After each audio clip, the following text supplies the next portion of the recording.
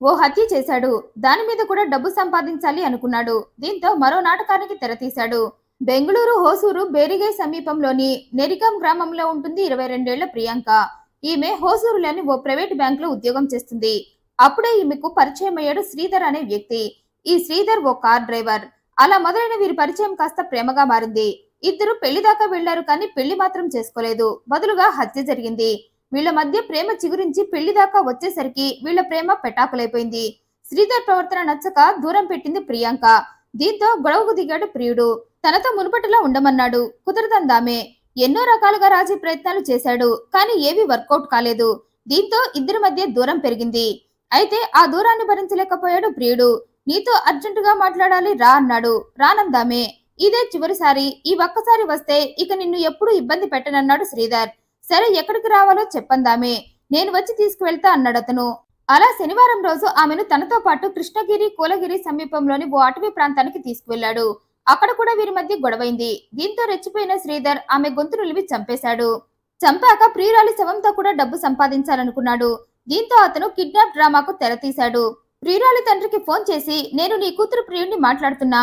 నేను ప్రియాంకని కిడ్నాప్ చేశా. నువ్వు 10 లక్షల రూపాయలు ఇస్తేనే నీ కూతుర్ని ప్రాణాలతో నీ ఇంటికి పంపుతా, లేకపోతే చంపేస్తా అని బెదిరించాడు.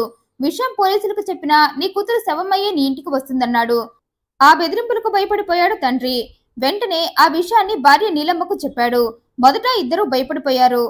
అంత డబ్బు ఎక్కడి నుండి తీసుకొస్తాం అనుకున్నారు. డబ్బు ఇవ్వకపోతే కూతురి ప్రాణాలను తీసేస్తాడేమో అన్న భయంతో వారు చాలాసేపు ఆలోచించి చివరికి నీలమ్మ తెగించి పోలీసులకు విషయం చెప్పింది. మా అమ్మాయిని శ్రీధర్ అనే వ్యక్తి కిడ్నాప్ చేసి డబ్బు ఇవ్వమని బెదిరిస్తున్నాడని చెప్పింది. వెంటనే పోలీసులు సీన్ లోకి వచ్చారు. మిస్ అయిపోయిన ప్రియాంక కోసం గాలించడం మొదలుపెట్టారు. కొద్దిసేపటికే ప్రియాంక శవం అటవీ ప్రాంతంలో వారికి దొరికింది.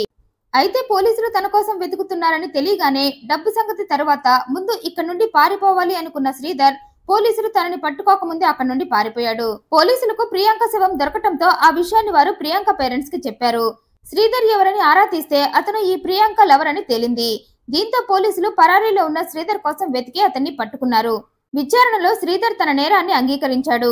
మేమిద్దరం ప్రేమించుకున్నామని, అయితే ప్రియాంకతో గొడవల కారణంగానే నేను ఆమెను గొంతు నులిమి చంపేశానని, ఆ తర్వాత శవాన్ని అడ్డం పెట్టుకుని డబ్బు కూడా సంపాదించాలని ఆమె పేరెంట్స్ కి ఫోన్ చేసి డబ్బు ఇవ్వమని బెదిరించారని చెప్పాడు. కూతురి శవాన్ని చూసి చెలించిపోయారు ఆమె పేరెంట్స్. నమ్మి వెళ్తే ప్రియుడే కాలయముడయ్యాడని బాధపడ్డారు. నేరం ఒప్పుకోవడంతో పోలీసులు శ్రీధర్ ని అరెస్ట్ చేశారు. ఈ వీడియోపై మీ అభిప్రాయాన్ని కమెంట్ రూపంలో తెలియజేయండి. మరింత ఇంట్రెస్టింగ్ అండ్ జెన్యూన్ ఇన్ఫర్మేషన్ కోసం ఈ వీడియోను లైక్ చేయండి, షేర్ చేయండి, మా ఛానల్ సబ్స్క్రైబ్ చేయండి. Thanks for watching.